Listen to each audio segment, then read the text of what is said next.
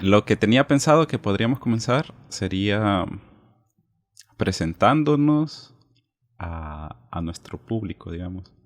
Porque creo que las pocas personas que van a ver este video van a ser conocidos míos que quieren saber tal vez un poquito más de mí y conocidos tuyos que quieren saber un poquito más de vos.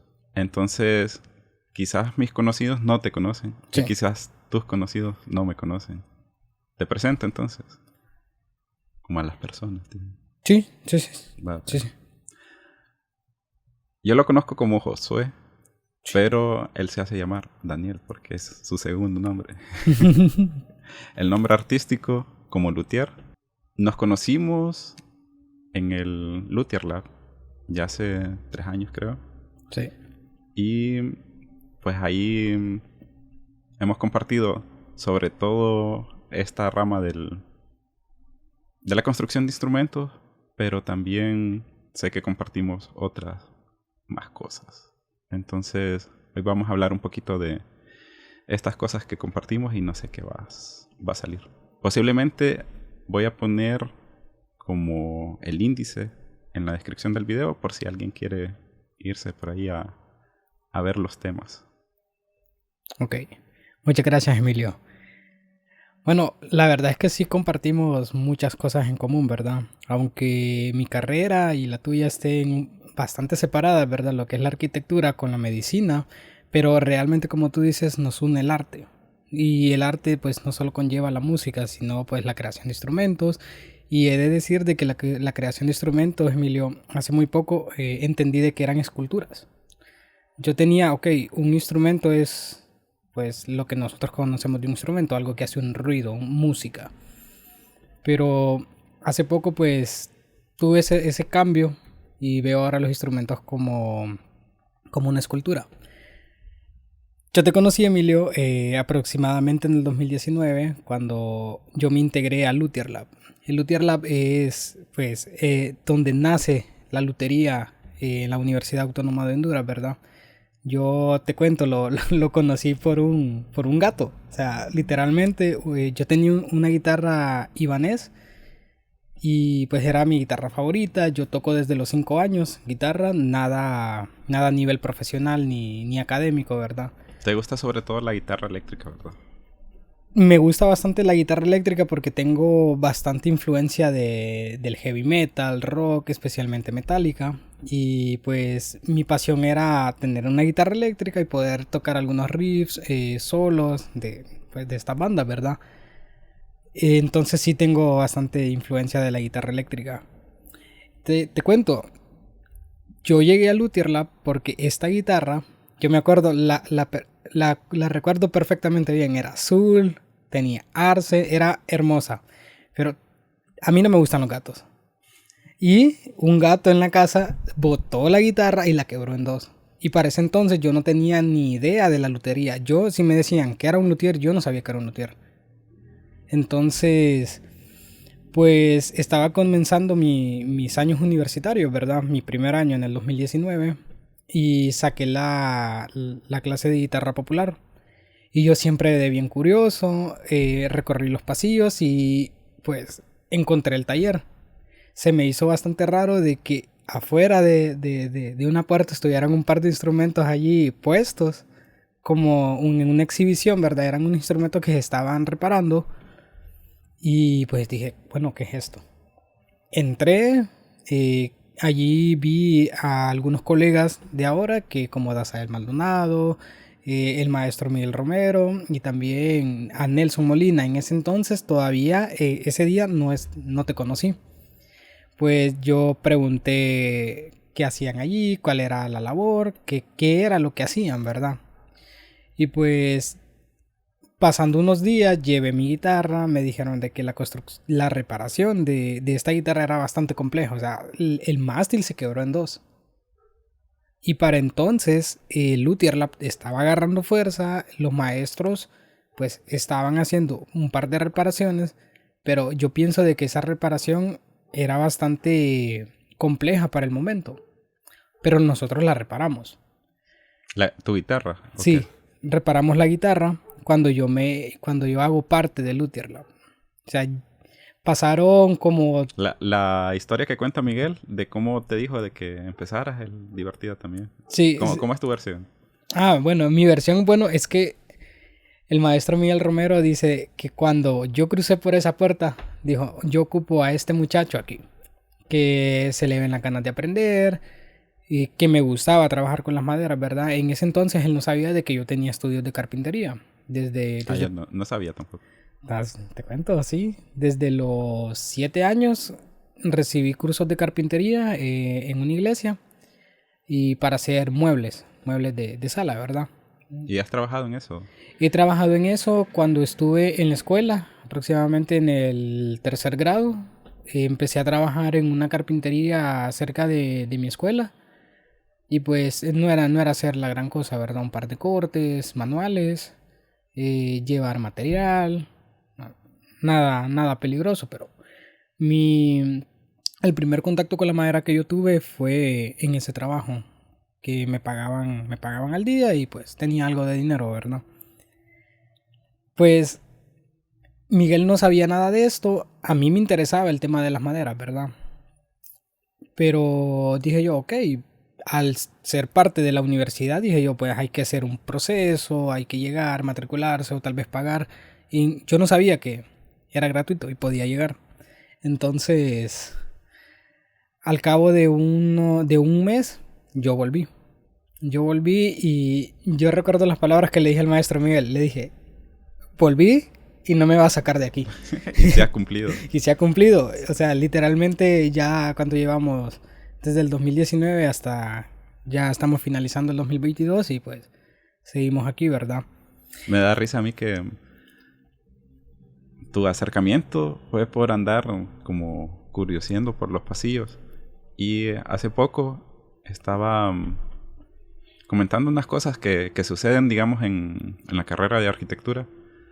Y uno de los comentarios, bueno, cuando yo estudiaba, y que ahorita todavía se mantiene el comentario de cierta manera por los estudiantes, es que a veces uno no aprende, más bien dicho, los estudiantes dicen, yo aprendí más en el pasillo que en el aula de clase, de alguna clase va.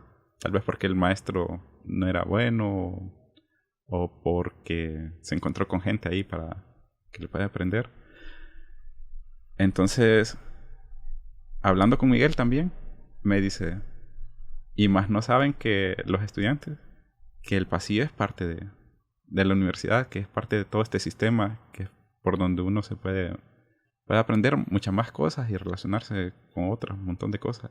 Entonces, así como vos hiciste, quizás si alguien nos escucha aquí, debería andarse dando vueltas ahí por la universidad. Yo recuerdo que cuando era estudiante también me ponía en las horas libres a recorrer prácticamente toda la universidad, aunque no era tan sociable y no hacía tantos amigos, pero sí me ponía a ver, incluso todavía ahora lo hago, viendo qué es lo que hay por aquí, qué es lo que hay por allá. Es interesante darse un par de pasadas por la universidad, ¿verdad? Como tú dices, sería interesante de que crear conciencia un poco en los alumnos, de querer investigar un poco más dentro que hay en la universidad, no solo es la carrera que uno estudia dentro de ahí, ¿verdad? Uh-huh. He conocido un par de proyectos más adentro de ahí, tanto como el mariposario, algunos proyectos que hacen en el J, uh-huh, de biología, y son bastante interesantes. Pues una vez yo dentro de Luthier Lab, ahí fue donde tuve la oportunidad de conocerte, Emilio Lanza. Para entonces yo creí de que era un alumno, ¿verdad? O sea, yo creí que lo que conformaba el Luthier Lab solo eran alumnos, manejado por un solo catedrático, ¿verdad? Miguel Romero. Pero llegó un día y yo le empecé a hablar. Hola, ¿qué tal? Me lo presentaron, era Emilio. Y yo, perfecto, muy bien. Todavía me acuerdo de que le pedí una herramienta prestada, el router, para hacer la reparación de mi guitarra. Pero para entonces yo creía de que era un alumno. Me acuerdo de que le empecé a hablar, sí, sueltamente, como lo que hacemos entre amigos, ¿verdad? Pero un día llegó con su gafete amarillo y era licenciado de la universidad, o sea, daba clases. Y me sorprendió porque había un como, no lo entendí en el momento, pero era como un programa de vinculación entre alumnos, maestros, catedráticos, hasta algunas personas externas a la universidad, ¿verdad? Que tenían la intención de aprender. Y el ambiente me gustó bastante porque dije, bueno, me gusta de que aunque sean catedráticos, licenciados, o sea, personas preparadas, pues yo me siento al mismo nivel. Me siento al mismo nivel de que no me humillan o no se creen más y me gustó el ambiente totalmente de mis compañeros. Y Fíjate que históricamente, quizás esta parte de ser iguales no ha sucedido, pero la parte del taller como lugar de aprendizaje donde hay maestros y estudiantes trabajando a la vez ha sucedido a lo largo de la historia. Por ejemplo, en pintura, que es una cosa que coincidimos, o dibujo y pintura. Por ejemplo, Leonardo da Vinci aprendió dentro de un taller de un maestro de estos reconocidos. Y él trabajó en algunas obras, se trabajaba de diferentes maneras, los que vienen empezando, así como en los talleres de carpintería que a los niños, digamos, que vienen empezando los ponen a lijar. sí, Entonces a los pintores los ponían a hacer trabajos así sencillos y luego que iban avanzando haciendo cosas más complejas.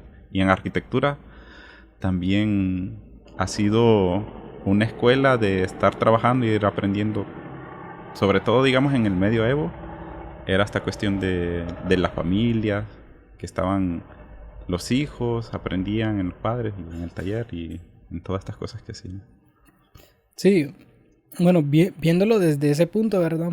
Me llama más aún la atención porque la fraternidad que se puede armar dentro de un taller, ¿verdad? Y colaborarse entre unos y otros, poderse ayudar mutuamente en el sentido de dar el conocimiento, ¿verdad? Sin egoísmo. Es una de las cosas que como luthier me gusta bastante. Creo de que el ser luthier, Emilio, es uno de los oficios más nobles que hay entre colegas. Y eso es lo que sucede ahorita dentro de nosotros, porque no todos los círculos son igual. Sí. Por lo menos la visión que tuvo Miguel y como las líneas generales que se tenía para integrar el Luthier Lab era una de esas personas que comparten y que no son egoístas con el conocimiento. Claro, claro. Que hablando de esto que me estás diciendo, me recuerdo la primera clase que nos impartiste. Que No me fue acuerdo. yo sí me acuerdo, yo me acuerdo perfectamente de que estábamos empezando con algunos proyectos, ¿verdad? Y la metodología que escogieron fue empezar con un instrumento fácil, calibrar maderas, empezar nuestro primer ukelele y así subir de nivel, ¿verdad? Yo me acuerdo de que un día Emilio llegó y dijo, bueno, ¿quiénes que quieren apuntar para hacer unas calimbas, verdad? Esa es mi primer calimba, la tengo en la casa, me acuerdo que es de Guanacaste, sí, chiquita, toda descuadrada, me quedó así, se escuchaba bien, se escuchaba bien. Fue mi primer instrumento construido en toda mi vida, ¿verdad? Ahí fue donde nos empezamos a unir, porque él como maestro pues llegó y dijo, ok, yo voy a impartir las clases de kalimba. Agarró a algunos alumnos de arquitectura, algunos miembros de Luthier Lab, y me acuerdo que estaban un par más que no los recuerdo, no, solo los vi un par de veces. Y fue ahí donde nos empezamos a unir, sinceramente. Yo también he sido una persona bastante apartada de las personas.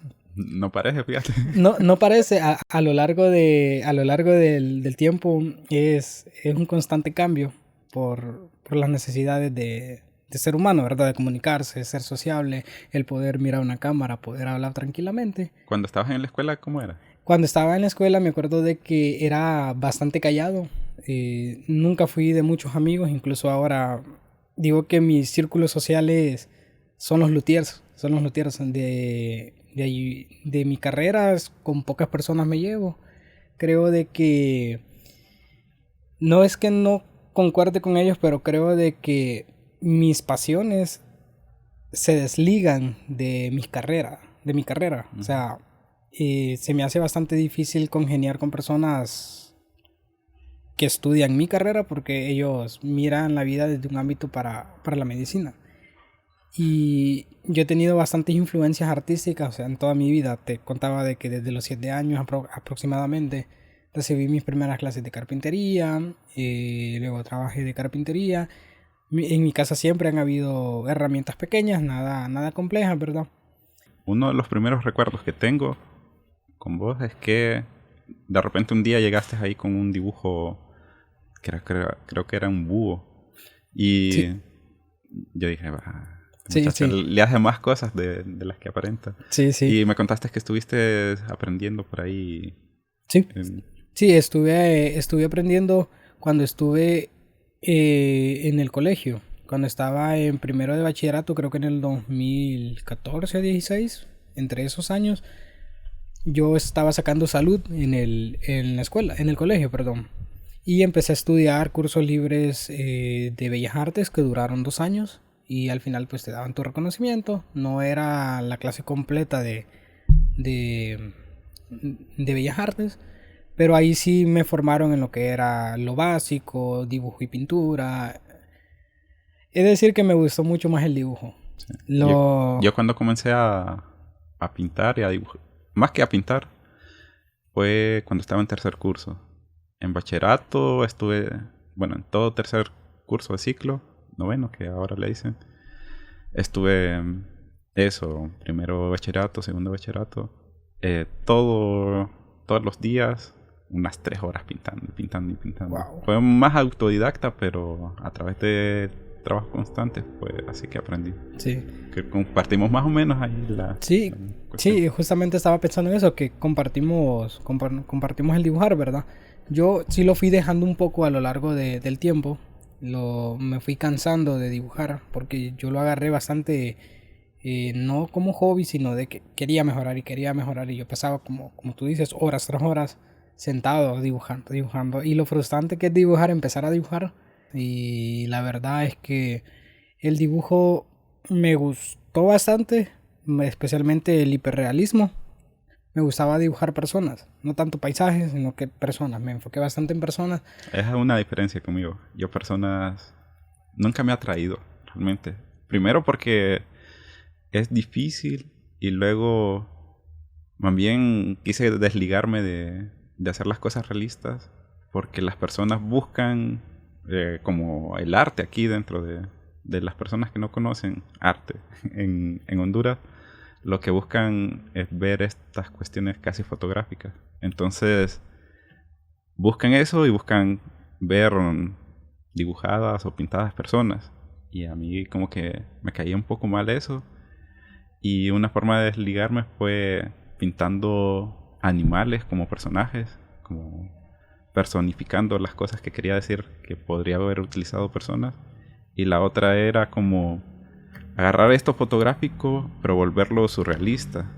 Entonces eran cosas irreales y animales, digamos un elefante con patas de flamenco, viendo tu camisa. Ah, Entonces ya no me podían decir, no, las patas no están bien hechas, porque sí. es una interpretación ahí más irreal, entonces más bien sorprende. Sí. Pues todo esto que nos va uniendo, o sea, aunque no parezca, ¿verdad? O sea, somos de lugares distintos, yo de Tegucigalpa, tú de Comayagua, Las edades un poco también. las edades un poco, lugares de donde estudio, ¿verdad? Pero cómo llegamos al punto donde congeniar, o sea, que el arte une, ¿verdad? El arte conlleva música, pintura, dibujo, construcciones. ¿Has Y pensado vos alguna vez algo que dicen? Por ejemplo, ¿cuál es el mejor músico? Tal vez has escuchado vos que tocas guitarra. ¿Has discutido alguna vez con alguien de cuál es mejor guitarrista que otro? sí, he discutido un par de veces, es un poco polémico. Te voy a decir mi punto de vista, mira, que me explotó la cabeza cuando me di cuenta de eso. Y justamente lo que estabas diciendo antes, de que el arte une. Recuerdo que cuando estaba aprendiendo ukelele, yo me fijé en que habían dos de estos músicos que tocan ukelele, pero así de los extremos. Uno es un hawaiano y otro es estadounidense, pero del centro, no sé de dónde.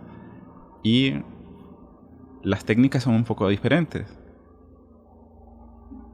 pero impresionantes ambos. Y entonces yo quedaba viendo en los foros que cuál era mejor, o yo también me ponía a pensar cuál será mejor. Y uno tiene unas preferencias.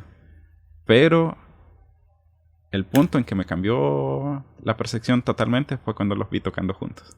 ¿En serio? Sí, entonces de ahí dije yo, qué locura esta. Uno pensando cuál es mejor que otro, pero lo que realmente debería suceder es esto, que al tocar el mismo instrumento, varios instrumentos, poderse unir y crear cosas a partir de esta unión. Y entonces ahí me di cuenta, y después investigando de cómo son las diferencias de las técnicas, creo que ellos hablaban también de eso, que uno usaba más el pulgar, otro usaba más el rasgueo así. Entonces, no es que uno sea mejor que el otro, sino que hay como diferencias y que al final se podrían unir, ¿no? Sí, sí. He tenido esa conversación un par de veces, no muchas, pero yo pienso de que, bueno, en mi tiempo pues pensaba de que sí, había un guitarrista, dije yo. Un guitarrista es como el mejor, pero después comprendí de que a mis gustos, pues iba a haber un guitarrista elevado, o sea, top. Pero para tal vez un jazzista, alguien que le guste el blues, otro género, pues hay un mejor guitarrista en cada lado, ¿verdad? O sea, es una percepción de nuestros gustos, que es lo mejor. Pero existen muchísimos, prácticamente escondidos y famosos músicos increíbles. Y como me llama la atención de lo que tú me dijiste de que la música une y que une pero al sentido de que mejoran. O sea, que no es que uno es mejor que el otro, sino de que se unen y comienzan a partir de eso, de esa unión y hacer algo más increíble. Fíjate que eso pasa en la lotería. Eso pasa en la lotería. A ver, ¿dónde has visto eso? Y lo he notado. Si me dejas, sigo comentando cómo construí mi primer ukelele. Ajá. Porque aquí es lo que vamos, ¿verdad? Cae la pandemia y yo comienzo a hacer mi primer ukelele. ¿Qué habías hecho? ¿La calimba? Había hecho ¿La zampoña? Había hecho zampoñas, primero la calimba, zampoñas y creo que un par de zampoñas más en mi casa. Pues yo tenía pues el deseo de aprender más, ¿verdad? Tenía como esa meta de crear mi primer ukelele, o sea, algo que tuviera 4 cuerdas y yo lo construí. Pero cae la pandemia y pues tuve que buscar las maneras, ¿verdad? Mi casa no estaba acondicionada y yo creía de que necesitaba grandes herramientas, ¿verdad? Tal vez no industriales, pero bueno, cae de que empiezo a darme cuenta de que yo podía fabricar mis instrumentos, ¿verdad? En casa, construyendo las herramientas yo mismo, con materiales reciclados y realmente no necesitaba mucho, ¿verdad? Me acuerdo de que mis papás no era que no me apoyaban, pero ellos decían así como que, bueno, esto no es tu carrera. Pero me acuerdo de que poco a poco arreglé un espacio de mi casa, un espacio súper pequeño, tal vez de 0.5 metros por 1,5 metros. ¿Verdad que has estado trabajando en la construcción de edificios o algo así? No sé exactamente qué, pero remodelaciones o algo así. Sí. Ajá. Sí. En la parte de carpintería. En la parte de carpintería tenía pues esa idea, pero me desligo un poco cuando estudio tabla yeso. Y comienzo lo estructural. Ahí fue donde tuve como mis contactos con haciendo ciertos tipos de plano, ¿verdad? Ahí fue donde me explotó la cabeza. ¿Porque no lo entendías o porque es muy complejo? Lo sentí complejo. Las medidas tienen que ser exactas. Hay que pensar no solo en lo que va a haber, sino de que pensar en todo lo otro. O sea, desde el punto donde cómo abre la puerta, que en los planos lo hacen como un semicírculo y todo tiene que tener sus lados. Eso fue antes de construir instrumentos. No, eso fue después. Eso fue después. Porque también en los instrumentos hay planos, pero... También hay planos. Y hay esa precisión y hay otro montón de cosas. Sí. Pues antes de eso, yo empecé a construir mi primer ukelele, pues. Traté de hacer un taller montado ahí con un par de herramientas, una mesita toda que se caía. Bueno, no era que se caía, pero se movía. Se movía y para nosotros los luthiers, pues la herramienta más necesaria, pues cualquiera diría que tal vez una sierra, un taladro, un serrucho. Pero en realidad lo más importante para un luthier es tener una buena mesa donde trabajar. Miguel siempre hace esa pregunta de que en las entrevistas que ha hecho, si tuviera que escoger una herramienta, ¿cuál sería? Y a mí me ha dejado pensando esa pregunta, pero yo digo que se ocupan por lo menos una herramienta por cada uno de los procesos. Claro. Y los procesos son, primero, medir, entonces ocupa algo para medir. Luego, dibujar o marcar, entonces ocupas algo para marcar. Luego ocupas algo para cortar las piezas, entonces ocupas un serrucho o algo similar. Sí. Y luego ocupas algo para unir, pegar, entonces ocupas prensas y cosas similares. También está el proceso de desgastar o adelgazar, entonces también ocupas eso. Y tallar, entonces... Yo creo que no podría quedarse uno solo con una herramienta, porque con una sola herramienta no se puede hacer. No se puede hacer mucho, Pero la lutería, si lo miramos desde los procesos manuales, o sea, se puede construir todo un instrumento sin herramientas eléctricas, ¿verdad? Prácticamente así estuve en la pandemia. Sí. Y más que se va la luz aquí, entonces hay que conseguir algunas formas de avanzar sin energía eléctrica. No, sí, yo me acuerdo que, prosiguiendo, que cuando yo estaba haciendo mi primer ukelele, pues fue un reto total, ¿verdad? Enfrentarme con lo que es un plano, fue mi primera vez con un plano.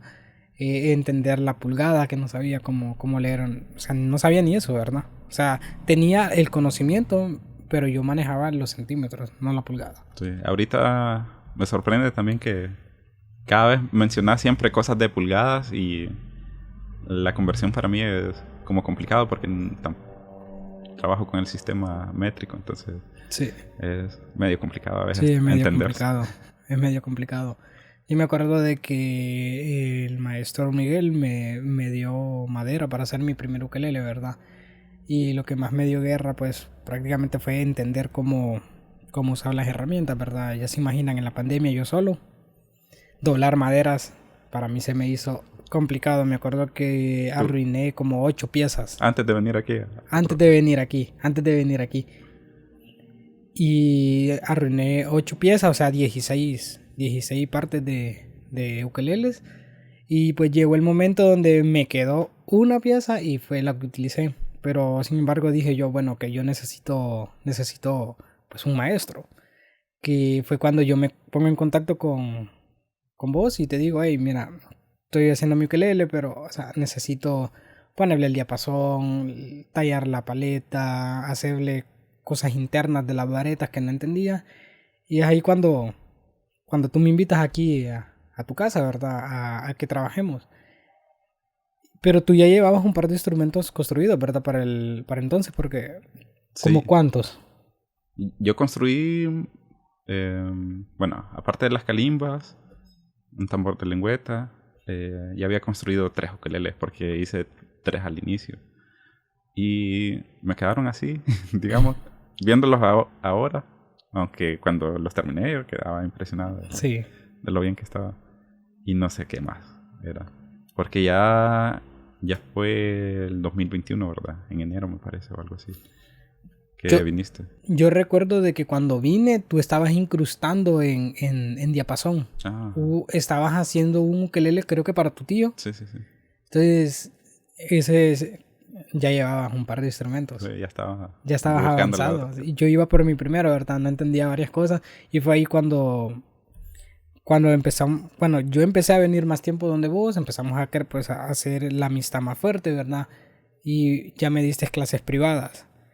Que todavía me acuerdo de que yo he tenido pues un rasgo que de ser bien hiperactivo, ¿verdad? Querer hacer las cosas rápido y por eso a veces me equivoco.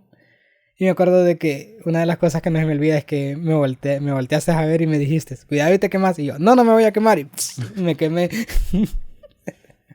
Y lo mismo le pasó a Daza. Y lo mismo le pasó a Daza.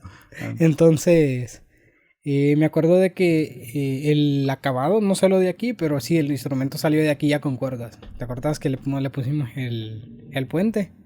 No me acuerdo, fíjate. Yo me acuerdo que estuvimos doblando, pero de ahí no me acuerdo. No, me parece que más bien después empezaste a ir a Sigua, donde Jake. No. El trasteado sí creo que lo hicimos aquí. El diapasón lo pegamos aquí. Las chapas, el fondo, doble aros. Me enseñaste a doblar aros. Y le pegamos el puente y le pusimos las cuerdas. Y también lo trasteamos, o sea. Y yo le di el acabado en mi casa, pero sí, prácticamente me soltaste hasta que ya tenía las cuerdas. No me acordaba ya. Fíjate que con lo que dijiste de la paciencia, más o menos eso, me pasó algo curioso ayer, que le dije a unos niños, vecinos míos, que vinieran a hacer unos trabajos de lijado, cortado de unos jícaros, porque estaban interesados en trabajar. Uno para ganar dinero y el otro supongo que estaba aburrido, ¿verdad? Entonces se vinieron. Y yo ayer estaba doblando, pero los bandings, no sé cómo se llaman, los contornos de este. Sí. La primera vez que lo hago, el ranurado me salió bien, fíjate. Utilicé un router pequeño con una broca de router y funcionó. Pero las dimensiones, creo, y cómo hacer esto de adelgazar, la primera no me salió. Bueno, la segunda me salió más o menos, y la tercera, por estar escuchando el ruido de estos niños lijando y lijando, pero es que era bien fuerte como estaban lijando, me estaba desconcentrando, pero demasiado. Y estaba de quebrar las cosas. Lo que he hecho eso. Y después me vine a relajarme y dije yo, si uno quiere hacer unas cosas así como concentrado y con paciencia, pero si el entorno no es adecuado, es complicado. Es complicado.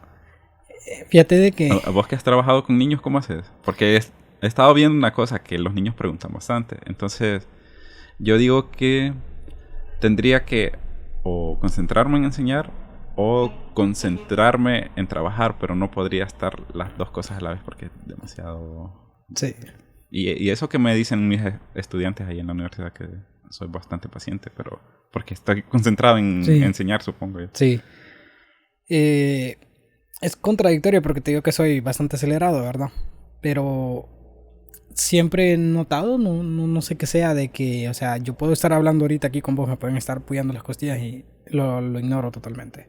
O sea, yo creo que ese es como mi punto a favor de que por qué no me he volado ningún dedo y trabajando con máquinas peligrosas, ¿verdad? Que cuando me concentro, o sea, me enfoco. ¿Cómo fue la cuestión de los niños? ¿Cómo empezaste? Sí, exacto. La cuestión de los niños, pues empieza en la pandemia. Pues yo notaba a estos niños que no estaban estudiando, pasaban en la calle, ¿verdad? Y yo de donde de donde soy, es un lugar bastante peligroso hasta la fecha. Entonces, pues se me ocurrió la idea de que, ¿por qué no enseñarles un poco de lutería, verdad? O sea, no tenía ni tengo todavía el nivel como un maestro profesional, pero dije yo, bueno, tener a estos niños un poco ocupados, ¿verdad? O sea, no teniéndolos en la calle. Entonces hablé con el maestro Miguel Romero y con el maestro Jacob y les comencé a dar clases. ¿Ya estabas yendo donde Jacob? No. Todavía no. Yo sabía quién era. Pero, ¿cómo comenzaste a ir donde Jacob? ¿O con qué instrumento? ¿O al final de la pandemia, mami? No, fue después. ¿En el 2000? Bueno, todavía estábamos en la pandemia cuando comencé a ir, pero ya estaban las cosas un poco más abiertas, ya uno podía más o menos circular un poco. Ya había pasado esto de los números. ¿Y los niños fue antes de eso? fue antes. Yo comencé a trabajar con ellos y logramos hacer un par de proyectos.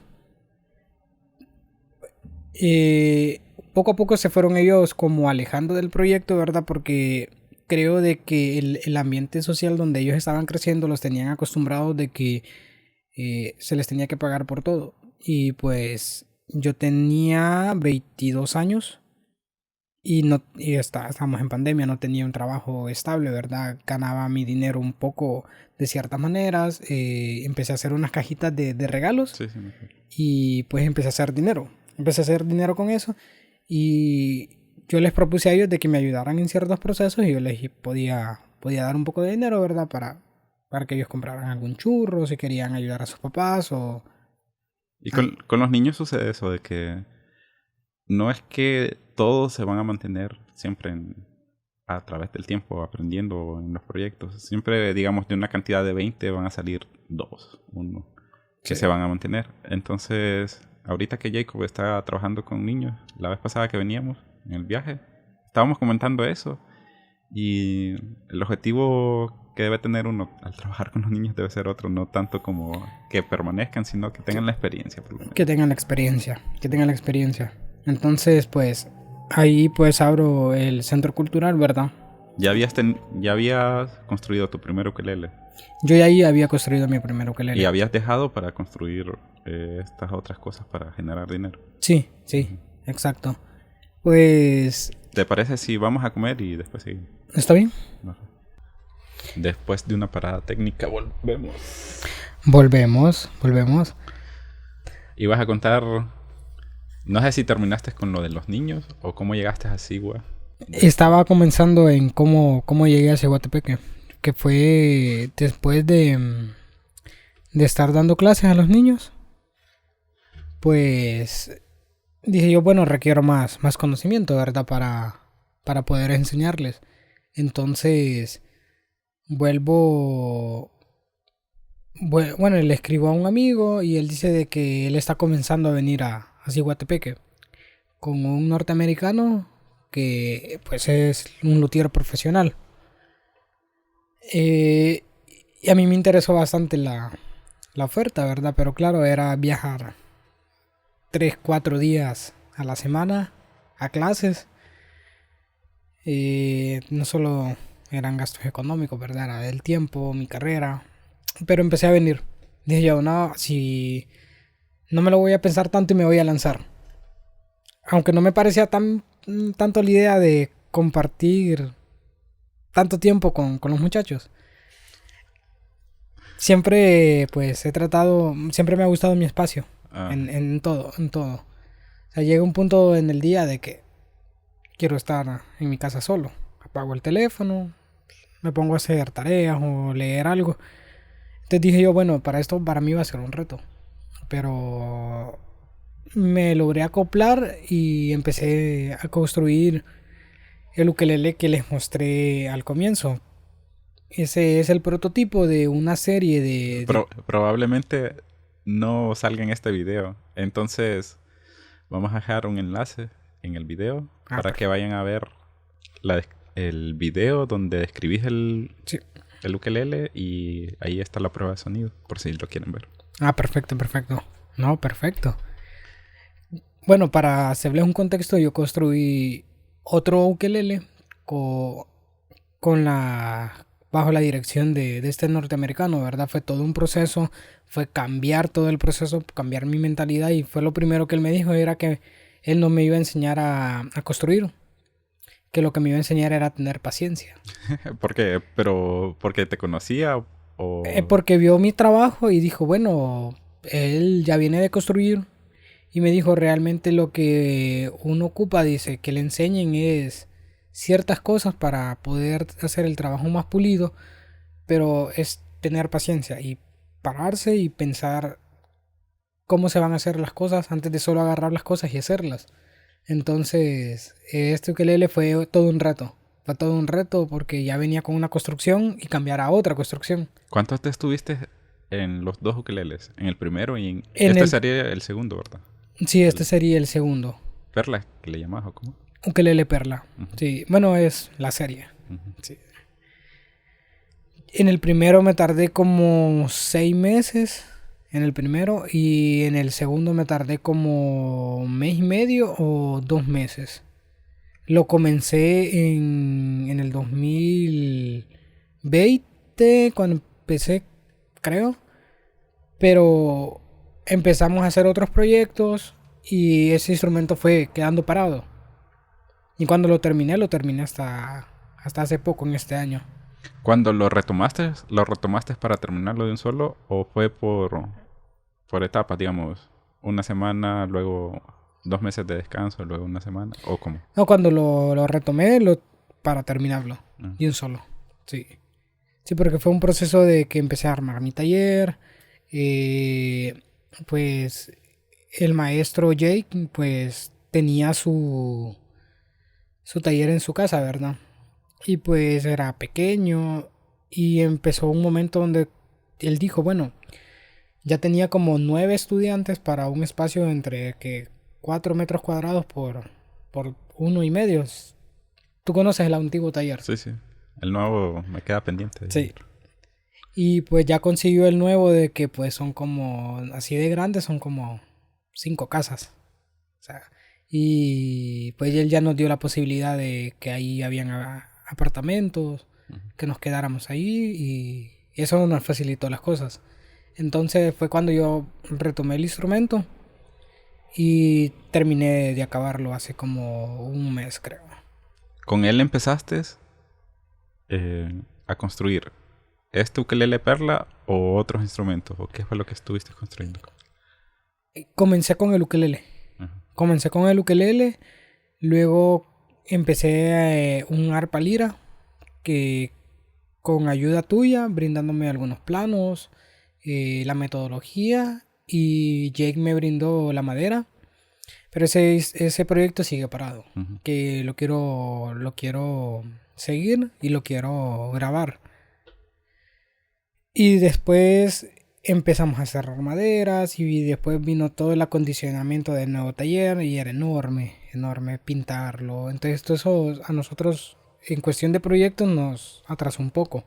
Incluso hasta la fecha seguimos haciendo algunas cosas, como reparando el techo, terminando de poner algún piso, amueblando todavía el taller. Seguimos haciéndole algunos estantes, buscándoles todavía lugar a las cosas, o sea que cierta mesa va a quedar aquí por esto. Sí. Y comencé a hacer un par de guitarras, hasta ahorita estoy terminando mi primera guitarra. Y tengo una serie comenzadas. Y así fue como llegué allá a Ciguatepeque a construir, ¿verdad? Y Cuando hicimos la exposición la vez pasada, allá por Santa Lucía, creo, ya llevabas instrumentos. ¿Qué instrumentos? sí, llevaba el ukelele. Este ukelele, de Perla. sí, Ajá. lo llevaba, pero no estaba totalmente terminado. ¿Le faltaba? El acabado. Ah, entonces sí te tardaste más de un mes.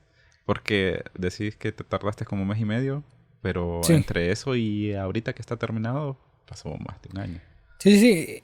O sea, por eso yo lo comencé en el 2020 y terminó, bueno, a comienzos del 2021, creo. Y lo terminé hasta este año. Entre todos los proyectos y en hacer esas cosas, pues me atrasé.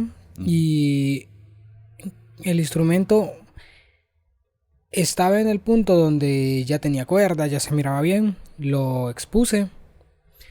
Pero el acabado no estaba terminado y tuve ciertos errores de acabado, entonces me tocó lijarlo, cambiarle una tapa y eso fue lo que me atrasó. Ah, Pero cuando lo retomé fue que le cambié la tapa, se la puse, le di el acabado y le cambié un par de cosas más y por eso es que hasta ahorita, ajá, está bien. que se pueda decir, ya no se vuelve a tocar. ¿Y qué otro instrumento tenías Y en la exposición? en la exposición tenía un dulcimer. No, en esa exposición solo ese instrumento. Sí. Solo ese instrumento. Y ahorita ya terminaste un dulce. Ahorita terminé también un dulcimer con la madera de Guanacaste igual. Mis instrumentos me gustan llevar un patrón de maderas que puede cambiar, pero hay una que me gusta utilizar que es el Guanacaste. Es como... Es como mi sello. Hasta ahorita. Hasta ahorita, exacto. Vamos a ver después. Vamos a ver después si cambia. Aunque estoy buscando maderas de esta misma para continuar haciendo en el futuro. Como aquí tenemos el ukelele, podrías mostrarlo ahorita. Este fue pues el ukelele del que hemos estado hablando. El guanacaste, bueno, lo que es fondos, aros y tapa armónica está hecho de guanacaste. Pero tiene como estas figuras que son como negras. Esto nosotros le llamamos el veteado de la madera, la veta. Pues esta madera no era, en un principio así, era como amarillita totalmente. ¿Cuándo la cortaste o cuándo? Cuando se cortó. Ajá. Pero en el proceso es que se dejó tirada la madera. ¿A dónde? Así en la intemperie. Así en un solar se dejó tirada, el Pero, rollo. ¿Vos la...? No. Pero ese fue el proceso que hicieron. Ajá. Que fue para que el hongo la atacara. Fue intencional. Fue intencional, sí. Para que el hongo la atacara y agarraran estos patrones. Entonces, de esto es lo que hemos estado hablando. Y este tipo de madera es como Entonces, mi sello. Porque en los instrumentos me gusta llevar un patrón, como ponerle como esa madera que digan, ok, miro esta madera en otro instrumento, lo hizo el luthier Daniel. sí. Cuando se te acabe la madera, vas a tener que buscar otro sello. Entonces, digo yo, por eso decía que Sí, posiblemente hasta ahorita. posiblemente hasta ahorita te digo de que he estado buscando madera de Guanacaste y encontré, tengo que cerrarla. Pero probablemente tenga para hacer 3, 4 series de 10 ukeleles de estas. Ah, Sí, entonces por el momento estoy bien. Sí. Por el momento. Y pues les hablo un poquito de este instrumento. Es un ukelele tenor. Este es tenor. Y pues el mástil lo hice de cedro real hondureño. Y nosotros buscamos una madera que sea bastante dura para lo que es la chapa del instrumento, el diapasón, que es donde se colocan los trastes, y el puente. Estas maderas tienen que ser lo suficientemente duras para aguantar el desgaste de estar poniendo los dedos y que sostengan toda la presión que hacen las cuerdas que la jalan. Entonces tiene que ser una madera relativamente bastante dura. la otra cosa interesante para mí es el puente, que me habías dicho que era fibra de... Es fibra de carbono. La cejuela del instrumento, tanto la de abajo y la de arriba, donde están las ranuras, donde se ponen los trastes, las cuerdas, es de fibra de carbono.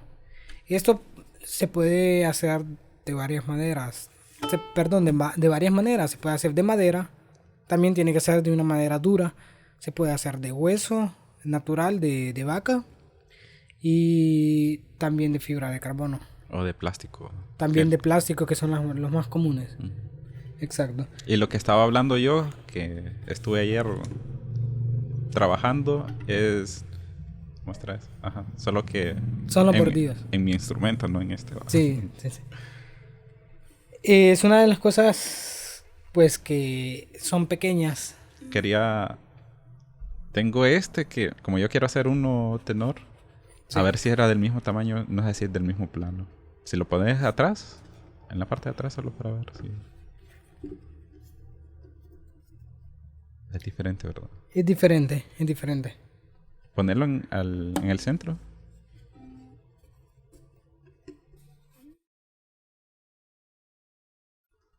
Ajá. Sí. Uh-huh. Yo lo agarré de un plano, pero seguramente es de otro plano diferente. Sí. Ese plano le gusta utilizarlo a Miguel Romero. Las curvas son más abiertas y estas son más cerradas de aquí. Sí. La cintura también. Aquí es un poquito más. Ah, Miguel usa de ese. Sí, Miguel utiliza de ese. Ahora, sin embargo, pues estamos estandarizando en Kyusuko utilizar este molde. Ajá. Pues Este instrumento para mí, pues, es como la joya de la corona, ¿verdad? Fue el primer instrumento que me quedó, que me quedó súper bien. Me quedó súper bien y el sonido que tiene a mí me gusta. Las maderas que utilicé también fueron todo un reto. Estas maderas son difíciles de trabajar al tener tantas fibras encontradas como la de atrás. O sea, esto no se puede cepillar con un cepillo. La de atrás es Guanacaste también dijiste. Y el Guanacaste Ajá. Pero también. se mira diferente. ¿Mm? Sí, como que fuera otro tipo de madera. Es que eso es lo interesante de la madera, que de un corte de árbol salen un montón de... Sí, con distintas vetas y así. ¿Mm? Y este es mi ukelele. Y pues actualmente, pues, ¿tú qué tienes proyectos por hacer? Creo que estás interesado en hacer uno de estos, ¿verdad? Sí, sí, Porque sí. que quieres esta plantilla. Yo empecé a tocar ukelele cuando prácticamente no era conocido el ukelele. Bueno, por lo menos aquí. Y recuerdo que yo me compré un ukelele y lo andaba ahí enseñando. Y un montón de amigos lo miraban y se consiguieron algún ukelele también. Y ahorita se ha vuelto bastante popular en todo el mundo. Entonces yo tengo un par de ukeleles comprados, un soprano y un concierto. Y me falta un tenor para tener como la variedad.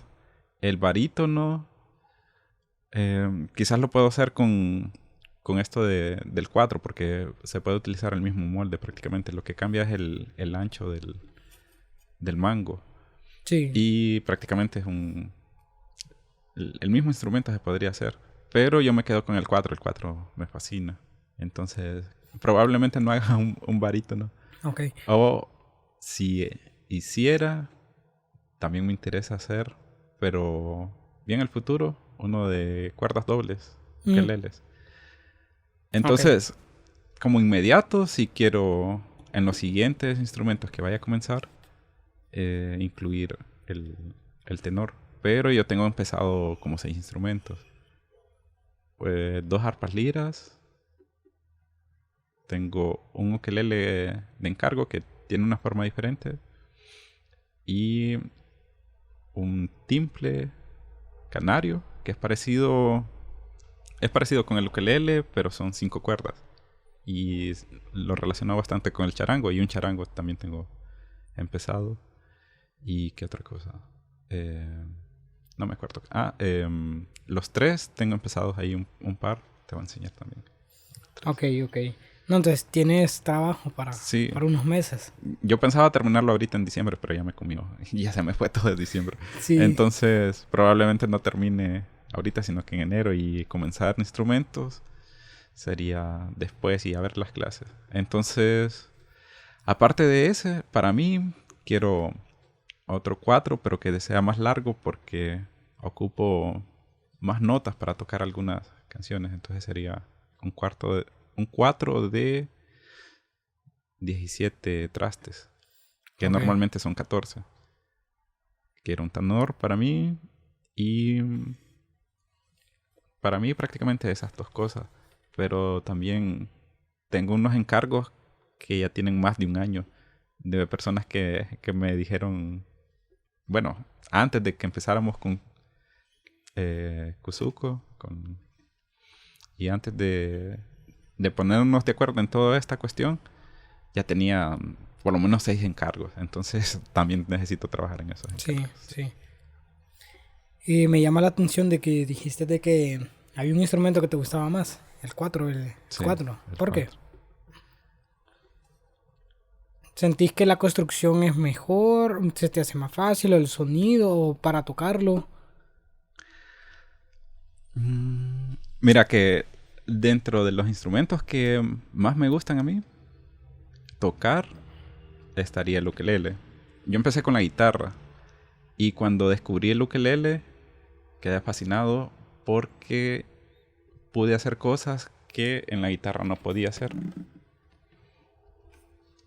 O me costaba demasiado. Entonces te voy a hacer una muestra aquí. La cuestión es tocar melodías y acordes a la vez. Y sería como esto.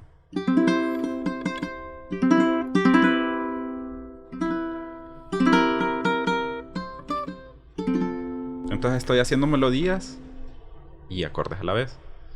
Que en la guitarra podía hacer como unas 3 cosas así, unas 3 canciones, pero yo he visto que hay gente que hace unas melodías ahí bien complicadas en la guitarra.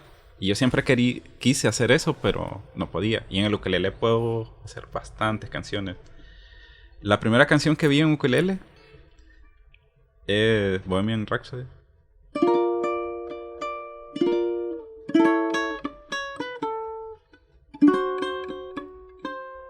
Y ahí continúa. Y una canción compleja que se puede tocar en ukelele porque quitando las 2 cuerdas se vuelve más sencillo, pero a la vez uno puede hacer más cosas porque hay menos cosas en que pensar, digamos. Yo lo pienso así. Sí. Entonces, lo que sucede con el 4 es... Está eso mismo, pero con otra complicación y con otra sonoridad. Y tengo un 4, es el segundo 4 que hice. Ok. También hay un video ahí mostrando el sonido. No lo he publicado, pero lo voy a publicar ahorita antes de que termine. Entonces, tenés las 4 cuerdas del ukelele, pero tenés un sonido más grave. Sí, se nota. Más parecido con la guitarra. Y a mí me gustan los sonidos graves, digamos, como preferencia así en general. Y se vuelve más complicado porque la cuerda de abajo es grave. Sí. La aguda sería la segunda cuerda. Entonces tenés que repensar un montón de cosas. Y puedes hacer la misma cuestión que de esto de tocar acordes y melodías a la vez. A ver.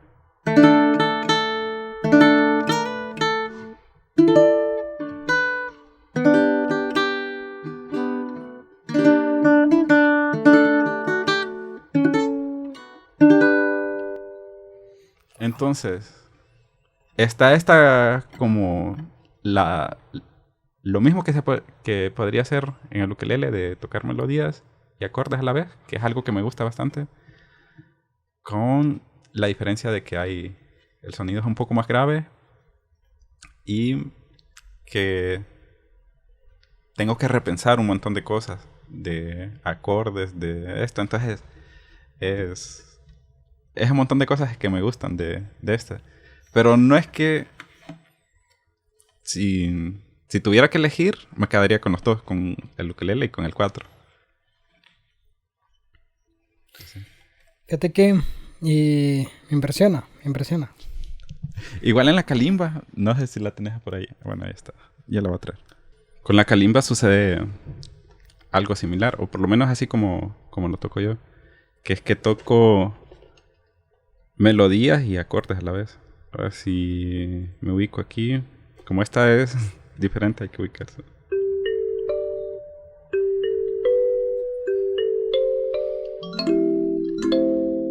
Entonces, hice melodía, hice acordes.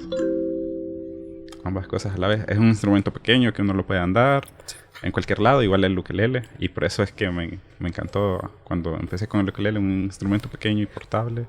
Sí. Fíjate que a mí me llama bastante la atención y este tipo de instrumentos pequeños. Como preferencia, yo me quedaría con el arpa lira. Me gusta bastante la kalimba. Es un instrumento que no necesitas ser músico para tocarlo. O sea, para donde tú lo toques, si quieres, puedes tenerme el ukelele, agarro la kalimba. Y sin tenerles nada preparado, yo puedo tocar una serie de notas. Con los ojos cerrados incluso. Así.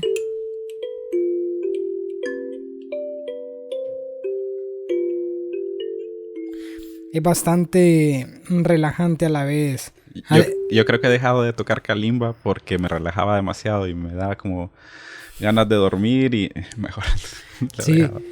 entonces en mi rama de mi carrera he visto que la utilizan como musicoterapia, tanto en Estados Unidos y en Europa. A los niños les ponen un dulcimer o un ukelele o una kalimba, algo que el sonido sea relajante para que estos niños se relajen. Entonces, solo lo ponen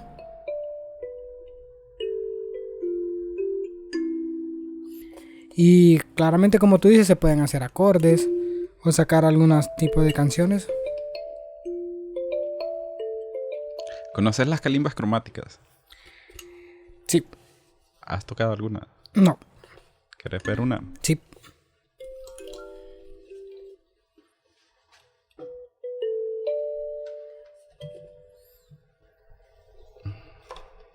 Esa la compré. Ah, para los que no saben, esta la hizo Josué Sí, y se la acabo de comprar. Yo podría haber hecho, pero no, mejor se la compro. gracias, Emilio. Está bastante Muchas bonita. gracias. Esta tiene la diferencia de que las cuerdas son más graves. Esta de aquí. Son más graves. Entonces, es algo que me faltaba tener una como más grave de la que tengo. Tengo una colección grande de calimbas también. Estas, ¿tú la compraste? Sí. La madera, si la olés, tiene un olor bien peculiar. Sí. Es de África. Ahí la etiqueta dice que se construye en África. Sí, es interesante el olor que tiene. Sí. Tiene hasta un olor como ácido.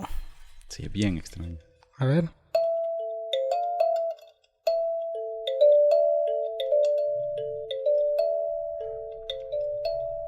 Esa canción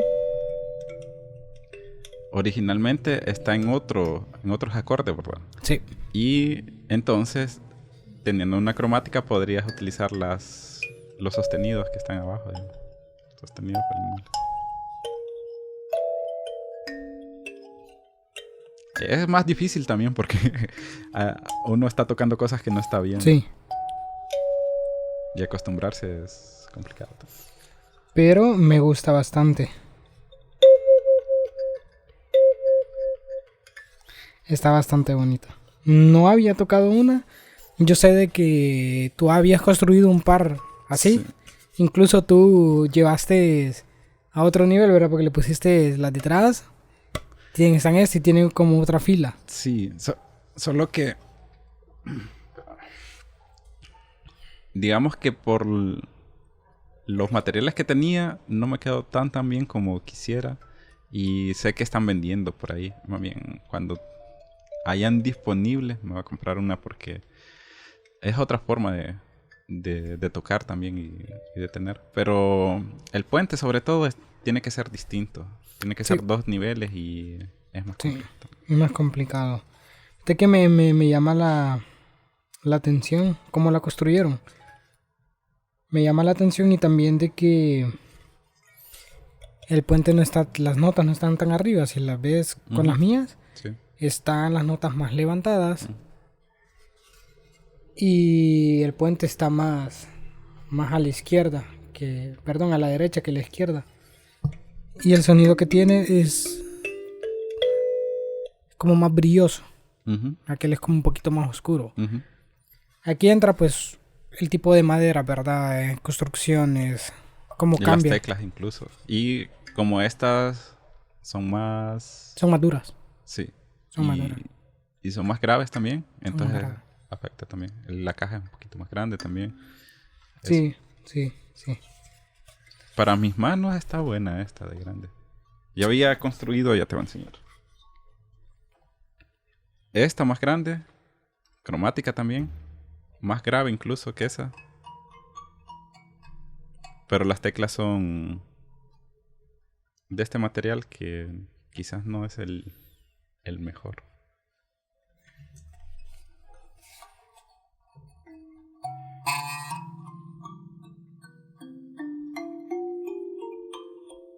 Esa es una octava abajo de la estándar, digamos.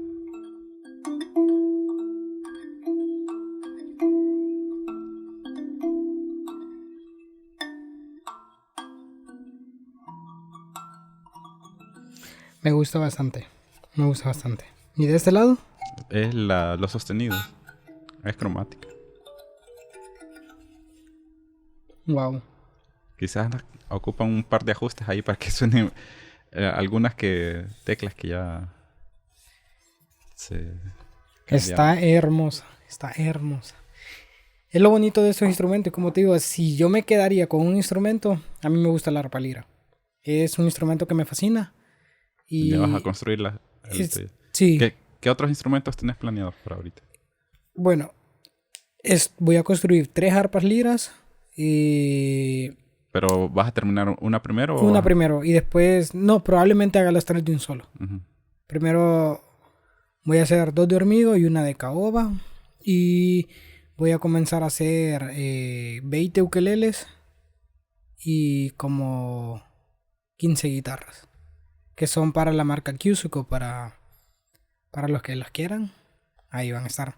Entonces va a ser todo un proceso, pero si a mí me gustaría, el arpa lira. Uh-huh. Incluso a mí es uno de los instrumentos de que desde el comienzo me ha llamado la atención. Incluso una vez, no sé si estuviste allí, que yo decía de que a mí me gustaría hacer un arpa completa. O sea, más grande que yo. Sí, sí. Y lo principal es que aquí en Honduras, pues no, especialmente en Tegucigalpa, pues lo que es un luthier, hasta ahorita se está haciendo un poco conocido, ¿verdad? Todo el trabajo que nosotros hemos estado haciendo, difundiéndolo, incluso por las redes sociales, YouTube. Ya nos estamos dando a conocer, pero no hay personas que toquen arpa aquí. Entonces hay que abrirle primero que tengan instrumentos para tocar y luego quien les enseñe profesionalmente a un músico, ¿verdad?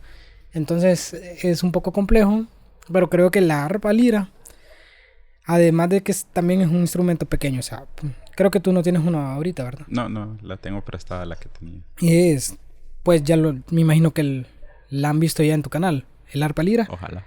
Y si no vayan a ver. Si no vayan, mírenla. Ha hecho como 3 ya, ¿verdad? No, 2. 2. Sí. Y pues la verdad, pues es un instrumento del que yo me enamoré. O sea, es más o menos pequeño y se puede tocar igual que un arpa, pero es aún más relajante que una calimba. El sonido que tiene a mí me gusta más. Ah, vale. Sí. Para gustar los colores. Sí, especialmente, bueno, 2 de las arpas liras que voy a hacer van a estar a la venta. Uh-huh. Pero una sí va a ser para mí. Justamente te estaba hablando que como marca, nosotros estamos dejando el instrumento número 0, uh-huh. o sea, el primero, lo dejamos como historia de marca. Porque al final, cuando las personas se acercan y dicen, ok, pero ¿qué es Kyusuko? Uh-huh. Sus luthiers que han hecho, entonces, pues la idea es crear como un mini museo, por el momento, ¿verdad? Esperemos de que en un futuro sea un museo enorme, de que digan, no, tal luthier empezó con esto. El número 0 es del luthier. Uh-huh. El instrumento número 1, o sea, el segundo, es del museo de la marca, que es marca el instrumento que va a ser como una pequeña serie de instrumentos, digamos. El ukelele perla que yo les enseñé es el prototipo número 0. O sea, con prototipo nos damos a entender de que es una mezcla de maderas que nosotros miramos si iba a funcionar.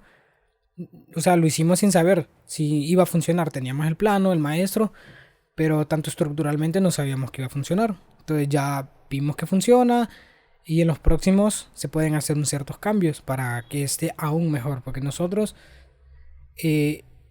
mucho más adelante tal vez en un par de semanas, vean el ADN de Kyusuko. Lo hemos estado trabajando en cómo la forma de que nosotros pensamos a la hora de construir, y nosotros empezamos con investigación y terminamos en investigación.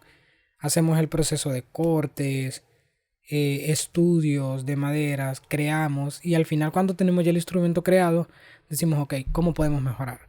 Si podemos mejorar en acabados, en construcciones, o si le podemos cambiar otro tipo de madera. Pero a mí especialmente este ukelele me ha gustado bastante bien en su sonido, la manera de tocarse, mantiene muy bien la afinación. Entonces probablemente haga una serie de este ukelele. Está bueno. Y el arpa lira es como el instrumento que sí quiero hacer. Pero... ¿Sabes qué otro instrumento quiero para mí? Una marimba. Uy. Y estuve reparando, no sé si Sí, chequeaste ahí, ¿verdad? sí, sí. Pero las reparaciones eran mínimas. Lo que sí hice fue sacarle medidas a todo prácticamente. Genial. Entonces, con eso voy Genial. a trabajar. Pero Genial. como el trabajo es bastante largo, va a tomar Sí, bastante tiempo. sí, Me imagino que igual con vos, todos estos instrumentos sí. van a ser bastantes meses. Van a ser prácticamente todo El próximo año. el próximo año voy a estar en eso. Creo, Emilio, de que el ser luthier, una de las cosas que, bueno, a mí personalmente me ha brindado, es ir como adquiriendo como esa paciencia. Y poco a poco no me he dado cuenta, pero el ser luthier pues conlleva un nivel altísimo de preparación. En cuestión para terminar un instrumento, ¿verdad? En preparación porque hay que saber cómo manejar las herramientas, cómo preparar las piezas de los instrumentos. Y poco a poco ir mejorando eso. Yo diría que, ya que hemos hablado bastante de la cuestión de construcción de instrumentos, seguramente alguna persona va a estar interesada en aprender quizás o en Sí. conseguir instrumentos. Para comprarlos a través de Kizuko, Sí. pueden buscar la página, vamos a dejar el enlace en la descripción. Sí. Y si quieren aprender, tal vez les puedes dar consejos. Pues. Sí. ¿Con consejos te referís a un número telefónico? No, ahorita como... Ah, bueno, ¿qué como un consejo. consejo? Como un consejo. Bueno, el consejo que les voy a dar es que construyan su primer instrumento, que se lancen. No importa si les queda bien, si les queda descuadrado, no importa, porque es un aprendizaje que van a ir agarrando. Con el primero se van a dar cuenta de un mundo de posibilidades que pueden hacer para que el segundo les quede mejor.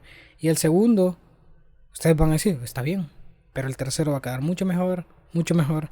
Entonces, el consejo es que no se desanimen porque tal vez miren una guitarra en una estantería muy bien hecha y tal vez las de ustedes no, porque ustedes vienen comenzando.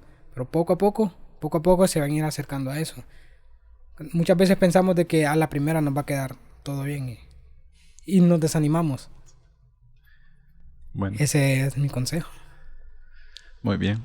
Y con esto cerramos. Si quieren más información, podemos dejar varias cosas en la descripción del video. Y pues esperamos tener otra charla aquí próximamente. Y seguramente van a ver videos de diferentes cosas que vamos a estar como compartiendo o haciendo Sí. a través de lo que sigue en el futuro. Muchas gracias, Emilio. Gracias a vos por venir. Igualmente.